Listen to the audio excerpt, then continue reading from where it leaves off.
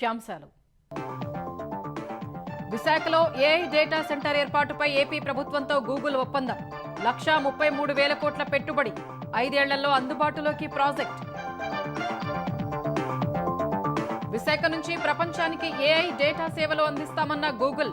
Digital ఎకానమీకి మరింత ఊపునిస్తుందని మోదీ, చంద్రబాబు విశ్వాసం. కాకినాడ సెజ్ రైతులకు కూటమి ప్రభుత్వం తీపి కబురు. 2,180 ఎకరాల్ని తిరిగి ఇచ్చేయాలని నిర్ణయం. ఛార్జీలు లేకుండానే రిజిస్ట్రేషన్.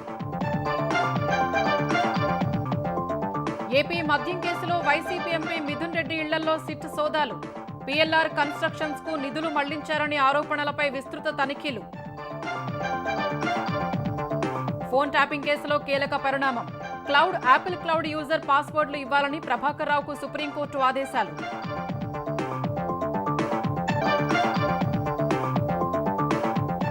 తెలంగాణలో గ్రూప్ 2కి ఎంపికైన వారికి ఈ నెల 18న నియామక పత్రాలు. శిల్పకళా వేదికలో అందజేయనున్న ముఖ్యమంత్రి రేవంత్ రెడ్డి. జూబ్లీహిల్స్ ఉప ఎన్నికకు జోరుగా ప్రచారం. కాంగ్రెస్ తరపున కాలనీల్ని చుట్టేస్తున్న మంత్రులు. కుట్రతో గెలవాలని చూస్తోందన్న కేటీఆర్.